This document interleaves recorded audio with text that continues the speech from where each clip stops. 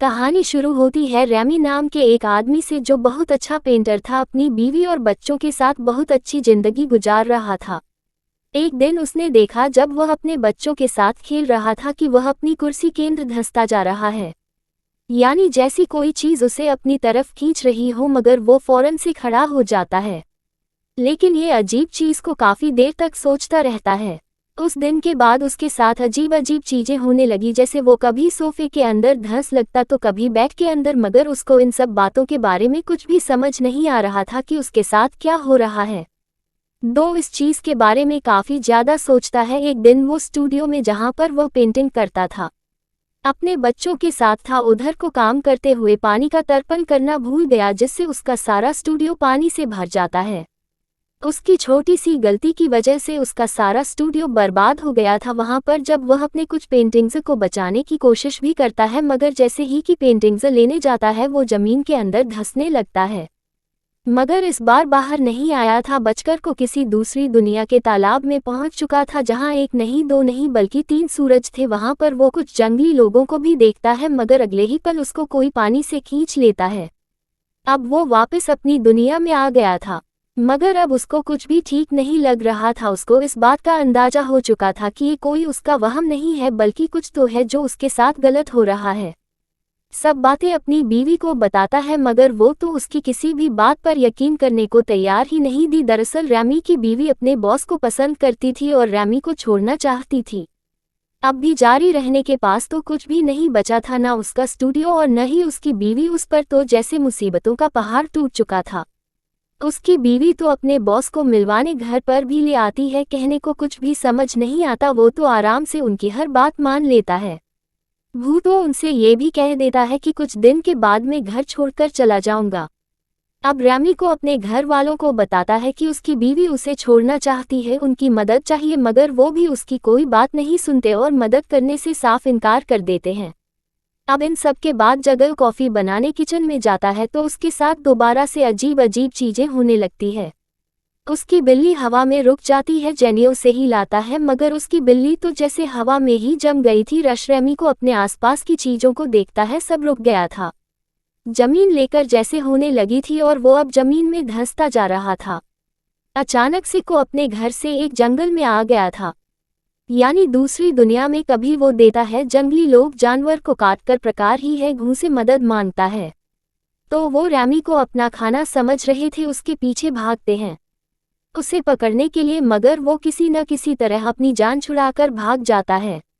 अब जिसके बाद वह गांव में आ जाता है, वहां पर आकर गुफा में छुप गया था। तभी अचानक से कोई चीज उसको खींचती है और वो अचानक से अपने घर में गिरता है। सब घर वाले परेशान हो गए थे, सारी चीजें बिखर जाती है, मगर कोई भी इस बात पर यकीन करने के लिए तैयार ही नहीं था। वो आपस में की बातें करते हैं कि जेमी पागल हो गया है। अभी वह बेहोश हो जाता है। अब उसकी आंख हॉस्पिटल में खुलती है, मगर डॉक्टर भी उसके किसी बात पर यकीन करने के लिए तैयार ही नहीं। रैमी चिप अपने स्टूडियो में जाता है तो वहां पर बैंक वाले कस्टमर सबसे पैसे लेने आए थे, लेकिन अचानक से सब हिलना बोलना बंद कर देते हैं। वो दोबारा से जमीन के अंदर जाने लगा। वो सबको बुलाता है, देखो मेरी तरफ, मगर कोई भी नहीं बोल रहा था। बोलते भी बेचारे कैसे सब जम गए थे। वो तीसरी बार उस दूसरी दुनिया में पहुंच गया था। वहां पर कहाँ सारे जंगली लोग थे, जिन्हें देखकर ऐसा लग रहा था कि जैसे वो इसी का इंतजार कर रहे हों। इशारों ही इशारों में इसे उनकी बात समझ आती है कि वो इसे उड़ने का के कह रही है। रैमी को ऐसा लग रहा था कि शायद हो सकता है वो जोश में उड़ने लगता है, मगर बेचारा नीचे जाकर गिरता है तो उसको वहां पर जबरदस्ती जादुई दवा खिला देती हैं। अब उस फल को खाने की वजह से रैमी भी उनकी जुबान को समझने लगा था। अब उस कबीले का सरदार उसे समझाता है कि आखिर वो की दुनिया में आया कैसे। असल में सब जंगली लोग जो नाम की खतरनाक जंगली राक्षस से बहुत परेशान थे, रोक किसी को भी उठाता था और मारकर खा जाता था। कबीले के लोगों को अपनी पुरानी किताब से यह पता चला कि दूसरी दुनिया में ही उन्हें इस राक्षस से बचा सकता है, इसीलिए जादूगर वो रैमी को अपनी दुनिया में लाने की कोशिश कर रहे थे। हमें यहाँ पर पता चलता है जो भी रैमी के साथ हो रहा था वो सिर्फ इनके जादू की वजह से हो रहा था, मगर वो इनकी मदद करने से साफ इनकार कर देता है। इसको मनाने के लिए वह जंगली आदमी इसे उल्टा लटका देते हैं, इसी जगह पर बंदी कर देते हैं जहाँ पर ये जुटान को मारने का प्लान सोचेगा। अब वहां पर जैसे ही कि तरबूज को उठाता है वापस से अपनी दुनिया में आ जाता है। इस बार किसी को कुछ नहीं बताता क्योंकि ये जान चुका था कि कोई भी की बात पर यकीन नहीं करेगा। वो रुपए में लाइब्रेरी जाकर गूगल से भी सर्च करता है मगर कोई फायदा नहीं था, उसे कुछ भी नहीं मिलता। अब ये सबसे तंग आकर ताकत की चीजें लेना शुरू कर देता है कि ये जुटान राक्षस को हरा सके, क्योंकि यह जानता था ऐसे तो कभी वाले से नहीं छोड़ेंगे। अब दोबारा से कबीले के जंगली लोगों के पास पहुंच चुका था। वहां पर वो लोग उसको तलवार देते हैं और कहते हैं हम जो दान से कैसे बचेंगे। रेमी कहता है तुम्हें अपना गांव बदलना होगा, ऐसा करते हुए मैं तुम्हारी मदद करूंगा। मगर उन लोगों का यह मानना था अगर उन्होंने गांव को छोड़ा तो उन पर बिजली गिर जाएगी और सब लोग मर जाएंगे।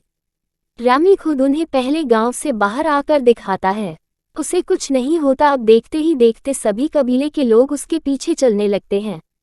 रास्ते में जुटान के दो आदमी उन्हें तंग करते हैं मगर रेमी बहुत ही बहादुरी से उनका मुकाबला करता है और वहां पर एक को तो मार भी देता है, जिसके बाद कबीले के सभी लोग अब उसे अपना सरदार मानने लगी थे। वो वापस ही अपनी दुनिया में आकर लड़ाई करने के नए नए तरीके ढूंढने लगा कि कैसे हम अपने दुश्मन को हरा सकते हैं। जिसके बाद वो कबीले वालों के पास जाकर उन्हें भी ये सब बताता है कि उनके अंदर एक जज्बा पैदा करता है कि कैसे वह अपने प्यारों की हिफाजत कर सकते हैं। इसके बाद रेमी अपनी दुनिया में आकर अपने बेटे के साथ टैंक जाता है और फिर दोबारा से दूसरी दुनिया में चला जाता है। अभी वहां पर यह देता है कि वहां पर तो जंग छिड़ चुकी थी, जो दानव की आर्मी कबीले के लोगों पर भारी पड़ रही थी, उन्हें बुरी तरह मार रही थी। अभी सभी लोगों को बचाकर एक जगह पर ले आता है और उन्हें अपना प्लान बताता है, जिसके बाद दानव के आदमियों के पास जाकर उनकी बेइज्जती करता है, उन्हें थप्पड़ मारता है और फिर वहां से भाग आता है। सब उसका पीछा कर रहे थे। ये अपने कबीले के लोगों को कहता है इन पर हमला कर दो। रेमी का प्लान कामयाब हो गया था और खुद भागकर एक तरफ में छुप गया। अब कबीले के लोग रेमी को सुल्तान बना रहे थे, सारी दुश्मन आर्मी मारी जा चुकी थी। अब ये सब कबीले के लोग रेमी के आगे सर झुका लेते हैं। अब उनका राजा बन चुका था। रेमी टेक्नोलॉजी का इस्तेमाल करके गांव में बहुत कुछ बनवाया। कबीले वाले उसे अपना गॉड समझने लगे थे।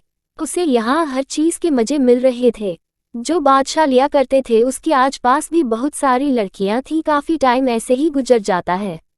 आप वक्त के साथ साथ रेमी भी बदल गया था। जहां पहले कोई डरपोक इंसान था मगर अब काफी नडर और बहादुर हो गया था। वो कबीले वालों के साथ गुलामों जैसा से लोग करने लगा था। पहले तो सब उसके हुक्म को मान रहे थे मगर अब आहिस्ता आहिस्ता वहां के लोगों ने उसके खिलाफ बोला शुरू कर दिया। रेमी ने उनसे बात करने की कोशिश भी की मगर कोई नहीं माना। भागी कुछ लोग अब रेमी को पकड़कर मारने वाले थे, तभी वो जमीन के अंदर धंस जाता है। दोबारा से अपनी दुनिया में आ गया था। रेमी अपना सबक सीख चुका था कि लोगों को ऐसी राजा की जरूरत नहीं होती जो उनके साथ गुलामों जैसा सलूक करें।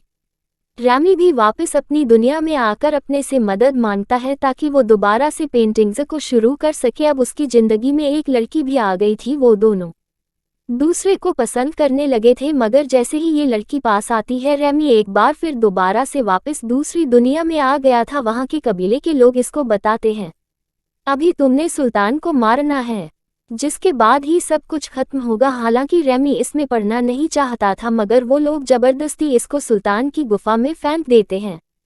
चढ़ाई करते हुए रेमी को डर तो लग रहा था मगर ऐसे ही वह अपना हथियार उठाकर हवा में फैलता है और सीधा वो सुल्तान को जाकर लगता है। जो तान राक्षस सब मर चुका था। सब उसे देखकर बहुत खुश थे।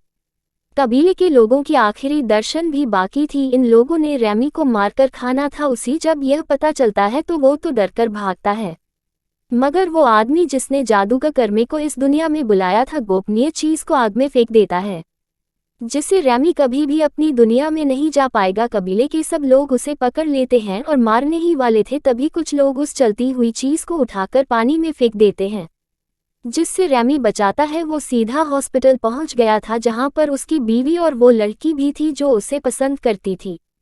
जब उस लड़की को पता चलता है कि उसकी बीवी के साथ इसका डिवोर्स अभी तक नहीं हुआ तो वो उसे छोड़कर वहां से चली जाती है। इसकी बीवी को भी अभी एहसास हो गया था कि उसने जो भी किया उसकी बहुत बड़ी गलती थी। वो रेमी से माफी मांगती है। उधर दूसरी दुनिया में जंगली लोगों ने रहने का स्टैच्यू बनाकर हमेशा के लिए उसे याद रखा था कि आखिर में रेमी अपनी बीवी और बच्चों के साथ समंदर के किनारे था। सब कुछ बिल्कुल ठीक हो चुका था।